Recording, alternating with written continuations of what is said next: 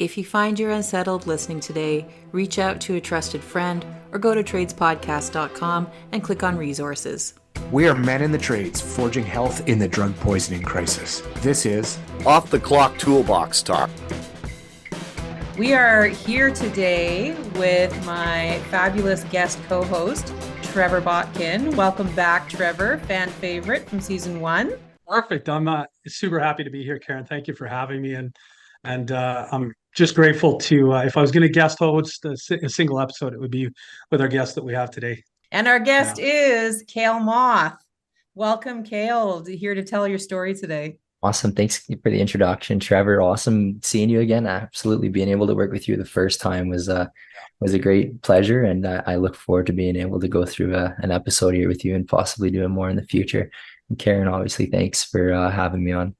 And the project Off the Clock Toolbox Talk is just is a great opportunity for people to hear the real nature behind what needs to be said and what needs to be heard. Kale, I was, you surprised me not too long ago. I think about a month or 2 months ago with a phone call saying, I heard your episode and your interview, and that just sounds like an amazing project. And I was like, oh wow, Saskatchewan, really? Because I knew you're from out in the flatlands there, and yeah, I was surprised. I don't know why I was surprised. It's a great, an amazing podcast, and I think I just was thrown off by the reach of it, but it was certainly great to hear from you. Yeah, no, actually, it was pretty neat. I was out visiting some family in Vancouver when I actually got the opportunity to get one of the stickers of Off the Clock Toolbox Talk, and I was like, okay, I got to check this out. I took a picture, or I scanned the QR code, that was on it. And I was like, right away, it's like Trevor's story. I'm like, no way, right now, I know this guy. And he had quite a good impact, building hope. And that was a really great opportunity to understand what your life is kind of circled through, and being able to connect on those areas was huge for me. So I'm glad you did, sir. So tell us about yourself, Kale. Where did it all begin? The rainy day in Saskatchewan prairies. You're born into a barn surrounded by hay. No. No, I actually originated out from BC. Actually, I moved into the flatlands, and that was not by choice on my end. I moved out to Saskatchewan in 2005, and I kind of got introduced into this Western lifestyle, and it was a big change. When you move from Vancouver to a small town, and by small town, I mean very, very small town, it's quite a culture shock for you. You learn a lot really quick. I've been blessed to be out here, and opportunities of life have been trying, going through some hardships that people can relate on, and understanding that there's difficult path in life that a lot of people have to go through. I wish every day that so many people didn't have to, but unfortunately the way life goes is, shit hits the fan way too often. And when it does, we don't know how to handle it, especially as men. Growing up, I kind of learned right off the bat is like, when you're a man, first thing you hear from your father figures, get up, quit being a pussy, right? Wipe it off. You can't keep portraying that onto somebody, because they will continue to grow. And, we just grow up as men. We got to be burly. We got to understand. We got to be the tough guys of the room, and understand we're supposed to be leaders in an aspect of don't show emotion, just be strong, sturdy, and put on that front and push forward. That's it. I think for me, I grew up with this false sense of like speaking to my mom now about my father growing up. She's like, your dad cried. Your dad had all those moments, but he just never shared them with me. When I was coming up in it, I'm looking at my role model and I'm listening to the words. And so I'm making up in my mind what that all means, right? What it means to be a man. But it was interesting later in life to learn that he was not unflappable. Yeah. Yeah. No, that's so for myself, I grew up without my father in my life. It was me, my mom, my older brother, and my sister. Kind of 2005, we moved up to Saskatchewan, and it was the three of us versus the world. And the father figure sense in my life wasn't always there. I didn't really have that opportunity to make that connection in life. And moving forward, I relied a lot on male friends and kind of acquaintances to kind of understand where I would fit in as a man in life, and take on my steps and not really kind of have that leadership, but try and get my own understanding. Like you said, is kind of make up this own scenario of what it is to be an actual man and be a rugged guy in life. Do you think, looking back, that being the male presence in your family, that do you think that made you overcompensate, like really step into it? Did that exaggerate that sense in you that you needed to be the man?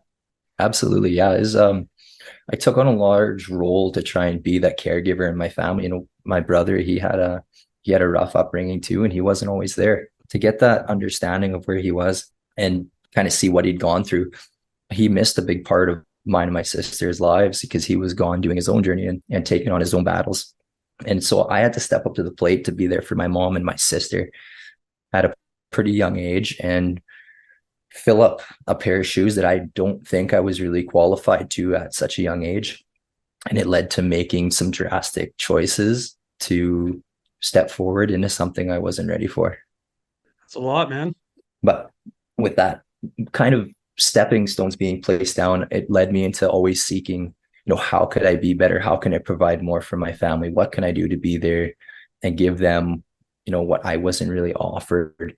And it led me down some paths that weren't really the right way, but I was like, okay, I didn't have a good understanding of what my role was, but I was just trying to fit in and find that connection. And the connections that I made, unfortunately, weren't from the best people, and trying to fit in wherever I could and get that sense of understanding. And that bond came from a connection made in addiction. And as I grew older, I really stepped into the opportunity of getting away from a labor position job, just, a small town labor position job at a gas station, and working in the oil and gas industry on a service rig.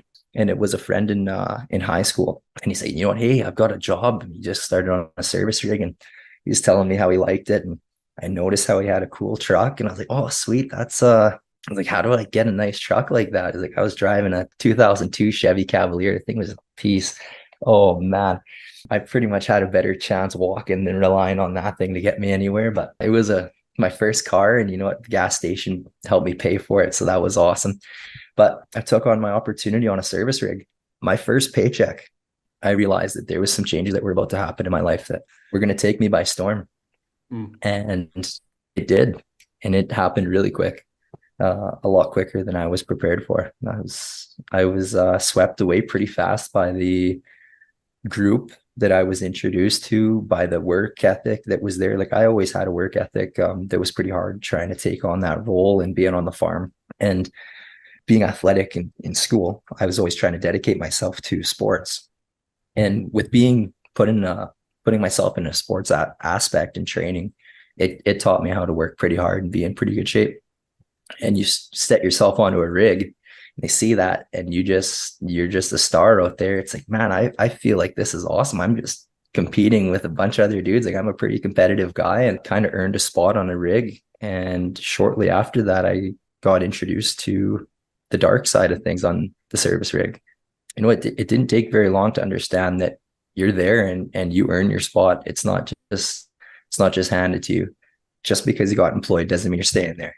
So I realized that there's a lot of guys there that are struggling, and we all could relate in a pretty similar aspect of rough life, kind of growing up without certain stability and understanding of what you want and moving forward. Some of us didn't have the best upbringing.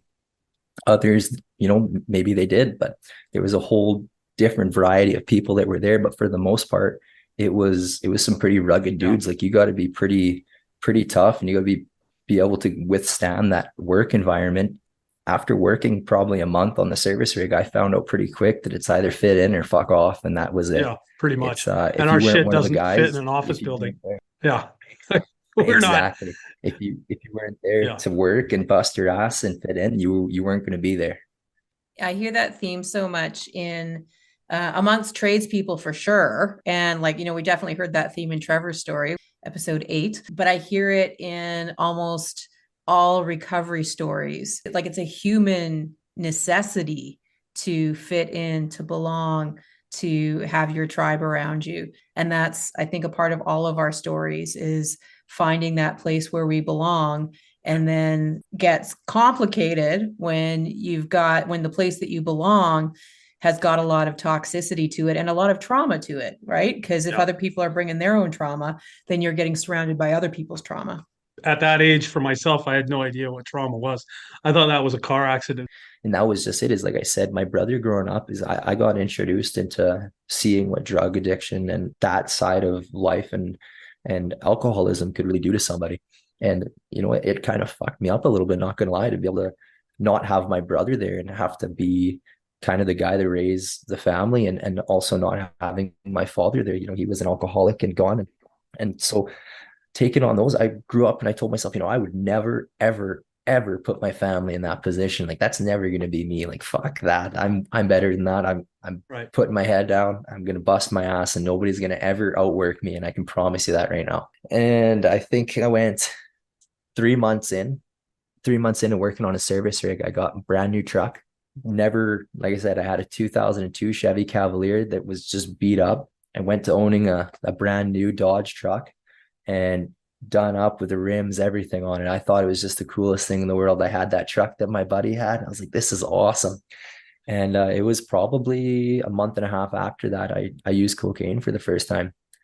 And I was with people that I trusted, people that were two extremely close people in my life that had been through a lot of stuff with me growing up. But because they also worked in the oil and gas industry, I didn't know the kind of backside of life that they were living, the stuff that was behind the doors. And it's always, put on that front when you're around Kale, right? It was good. It's all right. Well, then once I got introduced into that oil and gas industry and understanding the rig life, they're like, oh yeah, well, we can kind of bring them around. It wasn't even 4 or 5 months after getting on the service rigs, I started using cocaine. And after that, man, take a little bit and I can outwork anybody. I can do it. I can stay awake and I'm not crashing. And before you know it, goes from just doing it a little bit on the weekends to, oh, well, it's Monday. I need to sober up a little bit before work. We got called in to do a rig job. Well, I got to get some quickly and it's fine. Well, then the guys on the rig start realizing that you're doing it. Well, now the doors can open for that. Oh, well, if you do it, just so you know, we all do it. Yeah. Not all the time was it the entire crew, but there's a good portion of the people that were actively using, and they don't kind of let you see that until they kind of feel like you're one of them and that they can understand and relate to that. And they'll, as soon as you fit in that way, it's like, okay, the Roughnecks buying the case of beer for the way home. Who's got the Coke for the ride home, or in the morning, who's got some? We got to fire up our day and get ready for this. We got to bust our ass and get this well done. And it went downhill really quick. Like I was making a large sum of money for 18 years old. And I was losing paychecks before they were even there. I would, in 2 weeks as a baseline rig worker, you're making almost $4,000 after taxes.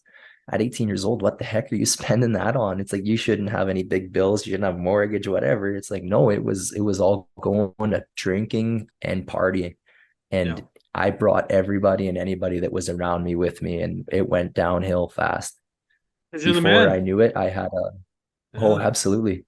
It's fucking right. You Follow invite me. 7 or 8 guys. Or a good time, not a long time, right? Exactly. Yeah. Misery loves company. Exactly. And when you start doing that, you get that big paycheck, and the guys are like, oh, that's crazy, right there. How'd you do that? Oh, I just joined a service. Like, oh, well, how do I join? Oh, okay. Well, we're just going to the bar. If you want to come join and meet the crew and meet some of the guys, maybe there's an opportunity for you to work. It's like, okay, well, then they bring their 4 friends, and it's, well, you got to be the new guy on the rig and you pay the bill, and everybody's like, oh, this is sick. And then it's, before you know it, you're just trying to live this life of fake fame almost. And you're trying to make sense of it. And before I knew it, that sense of belonging was like, okay, this is my family. These are the guys, like, these are who I want to be around. Turned into, what the hell have I done? Like, where and how the hell did I get here? Like, I have fucked myself over pretty hard right now. Like, I haven't seen my mom or my sister, who I promised I'd be there to help no matter what. I've moved away so I could be on the rig. I haven't phoned them to say hello. When I am on my days off, I'm trying to party more than I am seeing them. And it's like, all these promises I made myself was like, I got to raise my family. I got to be there to be the man. I got to bring myself up. But not having that, fulfillment growing up, turning 18 and getting that handed to me on a platter, and holy shit, and understanding when I say a runaway train, it was bad. It went from never touching drugs before to full blown. I was doing umpteen amounts of different drugs on weekends. Fucking Miami Vice. Try and just trying to fit in and trying to be that guy. And I was like, I felt happy and alive. Well, then after a little while, I was like, shit, like, I don't feel good anymore. And I start sleeping in. I start missing work. And the guy's like, what the hell are you doing, man? Like, why aren't you showing up? It's So of like, course sorry you noticed guys, it there was a won't happen problem, so you again. just quit right away. Exactly. You're just Exactly. like, this isn't working for me. I better not do this anymore, right? It was just, Yeah. Just stop. yeah, yeah. I just stopped. End of It's story. easy. Yeah, they're like, don't let it happen again. Don't sleep in. You'd Yeah. be damned if it wasn't the next day or the day after I slept in again. And it was like, oh, well, what happens after that? Well, I know another rig crew that's hiring. I can just go hop on another rig crew because they're a dime a dozen. You might as well. And you can tell them like, hey, yeah, I've got some rig experience. Take on the opportunity, continue working on with a different crew. Well, in a week of them understanding and knowing what your past has been, because you open up with everybody, you get to understand and read people pretty quick. You fall right back into that group, and Oh, birds of a feather flock together. And man, yes. And you I will could smell it find on you. every single one. I Oh, could smell my exactly, lifestyle exactly. on other people right away. Unfortunately, the oil and gas industry, to maintain that kind of work ethic for that long, you almost need a substance, or you need to be firm on a schedule that gives you the amount of rest to maintain that proper energy. Like I might have been able to actually perform at a very high level without it. In fact, there was definitely an argument that my substances were making it harder to do what I was doing. When I started out and I looked at it and I was like, holy shit, I was like, this is great. I can do a lot with this. That eventually became, how the hell do I get out of this place? How can I get away from here? And before I knew it, I was like, I'm screwed now. Like I've got a truck I gotta pay for. Then I was making $1,200 a month payments on it, freaking 18 years old. Like that was the dumbest choice of my life. And after that, is getting all this material stuff to try and fill up this void, Yeah. spending my money in the wrong spots.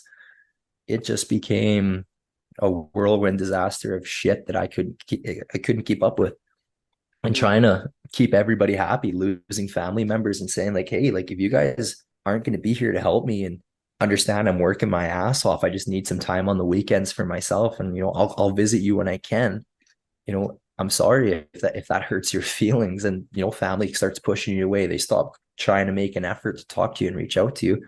Before you know it, you're just one lonely fucking broken dude with a pocket full of cash, a bunch of drugs and some booze, and a mind full of shitty decisions that you're about to make. Yeah, I'm And terrible company for myself when I'm in that space. and that's just it, is because in your mind you can make up this huge scenario of how the night can be so much better. You just got to call this friend, that friend, this dude. You got a buddy, he's got some chicks that he knows. Oh, it'll fix it. Doesn't Totally. matter if you're married, you're having a shitty night, he'll bring some girls over, and that's where Totally. decisions start happening. You And know what? I got to a point where people weren't answering the phone anymore though. They were like, dude, grow up. Like, Trevor, this is going on too long. You got to settle down, man. Like, yeah, they just weren't there. They weren't showing up with the girls anymore. yeah, and that's it. It's like, dude, it's 2 a.m. and you got to work at 6. What are you doing? Yeah. Like, what? It's like, oh no, it's fine. Like, I'll be good. It's not good. Like, quit calling me. And then you try and phone them and it doesn't even ring anymore just because they blocked you. And it's like, you would think that that's the big red flag that would be like, hey, you should probably change, but you just say, screw them. They're just fucking assholes anyways. I don't need them. Figure it out. Exactly. I'll figure it out. And before you know it, you're stuck in that group of people with the same mindsets. And I don't know about you, but that mindset that I just explained doesn't get you anywhere when you put 5 people in one room. And it leads to some pretty shitty decisions. And when you get to that point, relying so much on alcohol and drugs to fulfill you, you don't even care about work anymore. You're not showing up. You're not making it. You start getting fired. Before you know it, you switch to another rig crew, and everybody in the industry, like that entire industry, will talk. Oh, yeah. I remember you. My buddy heard like you worked on my buddy's rig. And then they'll mention your name and they'll say, get him the fuck off of there quick. Like, you don't want him working for you. He's a scab. So now before you even get the opportunity to make a shitty decision, they are already trying to get rid of you and they don't want you there. And if you don't fit in, well, fuck off, right? And they will make you leave. It doesn't matter. It turns into Navy SEAL hell month. Like, it doesn't, like you completely skip hell week. And it's either you leave or we'll make you leave. And until that point comes, if you either fit in or fuck off, they will make you fuck off. And that is it. And so after that, it was a big understanding of I needed to follow that lifestyle. I needed to rely on it. I became homeless. I lost my truck. I had lost pretty much all my family members that were close to me. They just pushed me away. They didn't care anymore. They're like, we've tried our best. They don't know what to do with you. Like Exactly. my family didn't know what to do with me. And that's it, is they would try and get you help, but you didn't need it. You didn't need it. I'm doing better than you. I've got the nice truck. It's okay. And then yeah, understanding what it's like to become homeless and watch your truck get taken away from you, realizing that it's no longer yours. Seeing those 20 friends that used to call you on the weekend turn to 3 friends, that turn to 2 friends, that turn to 1 friend, turn to you making a phone call and nobody answering. And it's like, shit, what happened? Try and phone a company. Hey, I'm looking for a rig job. Well, can you pass a drug and alcohol test? Uh, can you give me some time?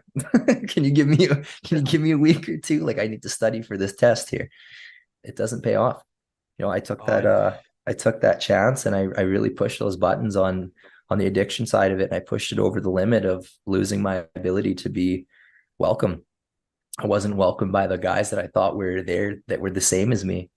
And unfortunately, after that, I wasn't fitting in that service area anymore. Too many people understood what I had done and what I'd become, and the doors just kept closing, kept closing, kept closing. I try and knock on them, and before I knew it, I wasn't even allowed up the steps, let alone get to the door. And I had to turn to different ways of making money, and it definitely didn't rely on the oil and gas industry. Well, it did, but it wasn't me working in the oil and gas industry. And becoming homeless, losing everything, I found out pretty quickly that I wasn't the only one struggling in my family, and I took on that opportunity to change my life. I took on a battle that gave me the chance to go to rehab. Coming out of rehab at that young, I had to put my feet down and say, okay, this is what I need to do. I need to quit whatever affiliation I had with the oil and gas industry, because that if I walk into that, it's just going to be a bloodbath. And I need to stop putting myself around certain people. And I took a chance to go into southern Saskatchewan with a buddy, and he helped me with a job that kind of put me back on my feet for the first 7 months coming out of treatment. I moved back to where my home base was originally. I pushed forward with, I'm going to be sober. I'm going to do this. I need to start making some changes. Some serious things need to be fixed. I need to get my family back. I need to build that bond. And I really, really need to start reaching out to people. I was a kid. I'm still pretty much a child. I still feel like I act like the biggest kid in the room. I'm only 25 years old. But understanding that one single line with the guys is all it takes to bury you. yeah. I really realized that overdose was becoming huge. It was really starting to take over more and more families and affect more and more people.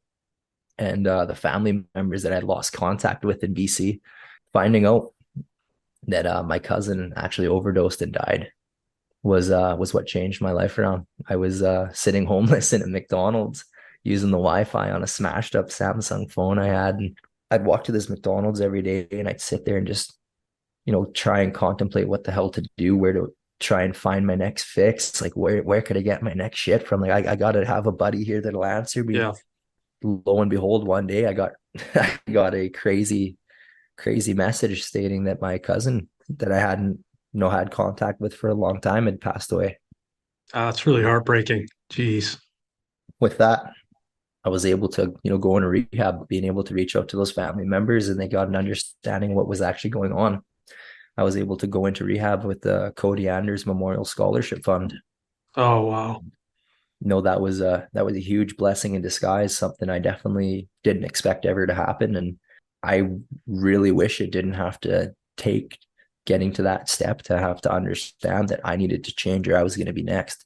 I look at all the big changes I've gone through in my life and had to be made in it. And I look at people, my peers in recovery, whether it's drugs or anything, for me to change, typically, historically in my life, I have to be up against the wall.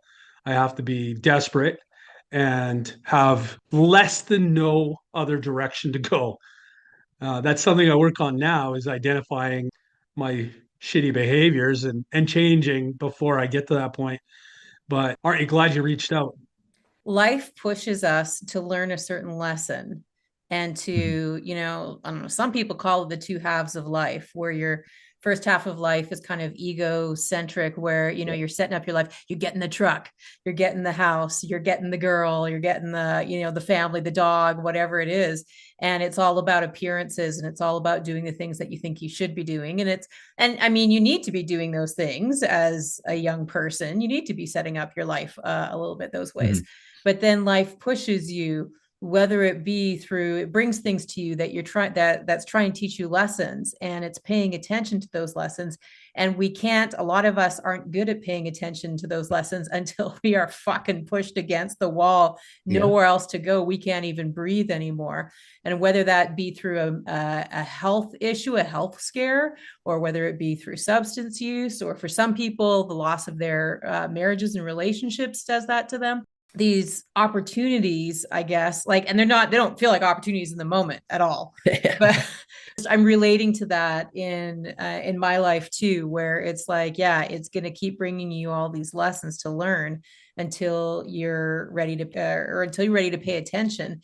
And I guess with the drug poisoning crisis, with the when people are accessing unregulated substances, it takes away the opportunity to learn those lessons, because the supply is toxic, it's poisoned.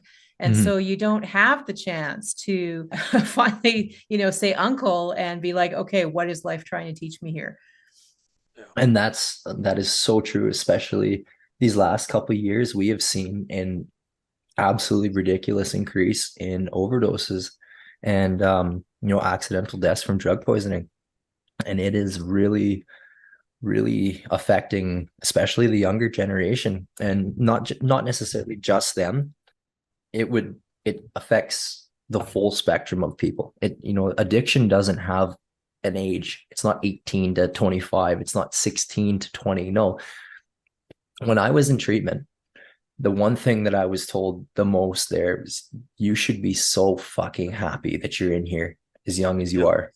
I was in there with dudes that were 45, and they're just like, we have fucked ourselves up so hard.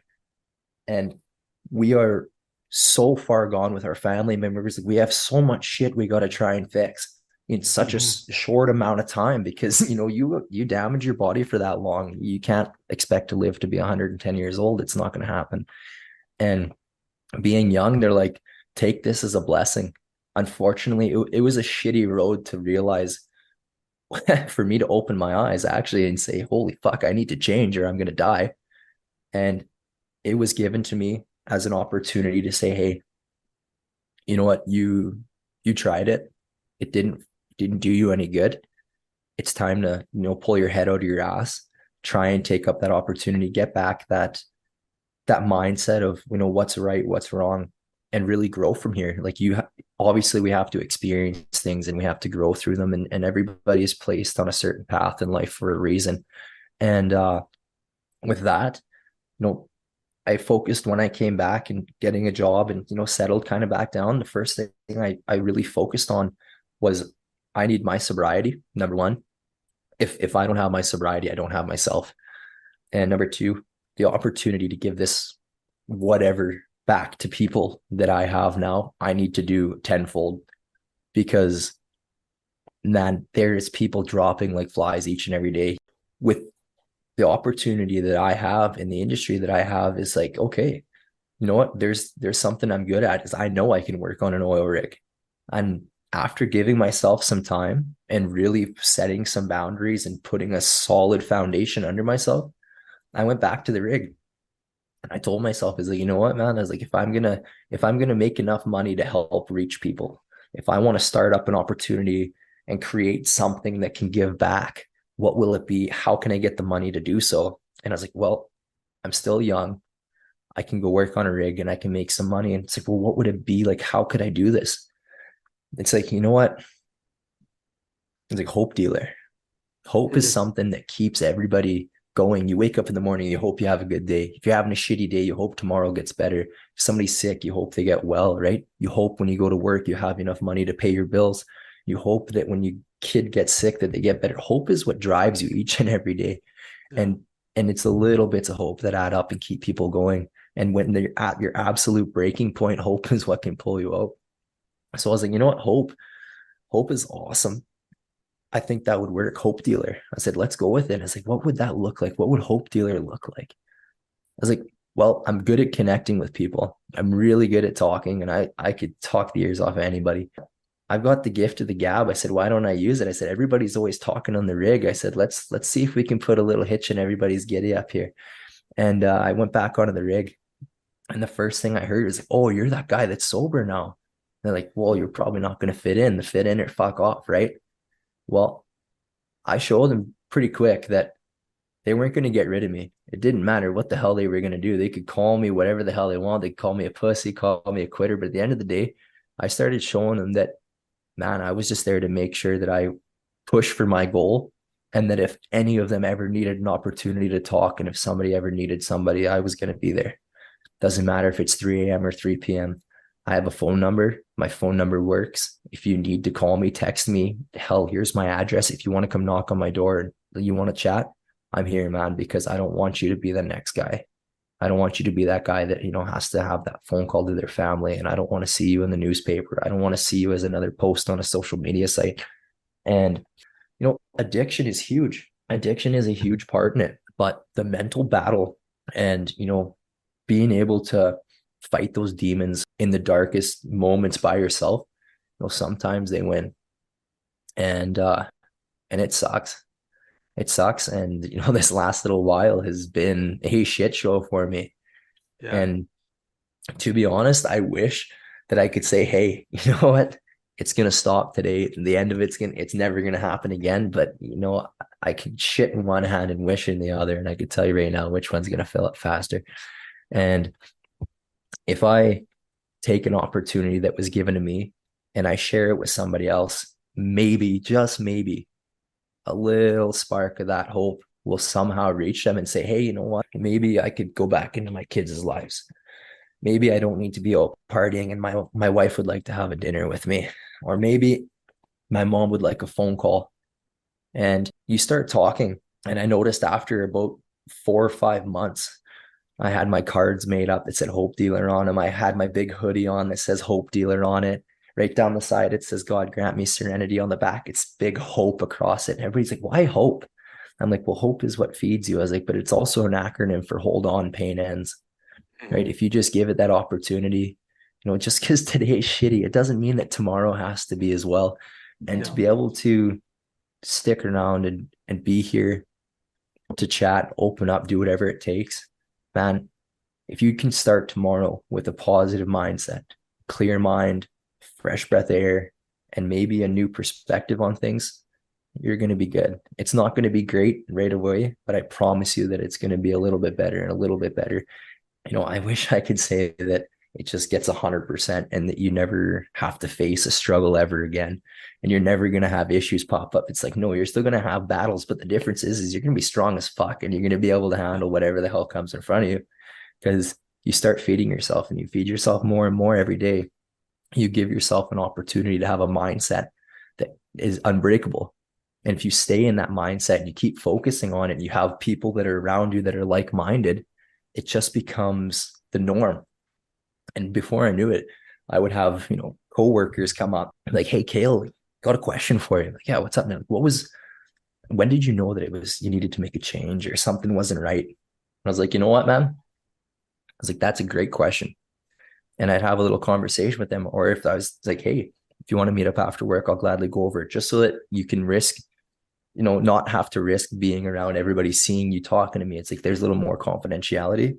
And one-on-one, when you don't have a million other things going on around you, you can really connect with somebody. After a short amount of time, I would have 5 workers coming up. And then before you know it, is nobody asked me to go to the bar after work anymore. And the guys were saying, hey, Kale, you know what? We were going to go for supper. Like, everybody, we're going to get ready to go for supper. You want to come out? Be like, yeah, for sure. And I'd sit down and the waitress would ask what they want for drinks. And right away, the first thing they'd say is, oh, he doesn't drink. Like, he doesn't, it's all right. And then the other guys say, oh, no, I'm good. I'll take a pop or I'll have a water. I was sitting there, I was like, holy crap. I was like, this is pretty crazy. Like, I didn't expect this to happen this way. And I told him, I was like, you guys, like, just because I had an issue and I had addiction doesn't mean you guys have to go and change everything about you. And they're like, no, man. They're like, this is awesome. We want to see what a little bit of this is like.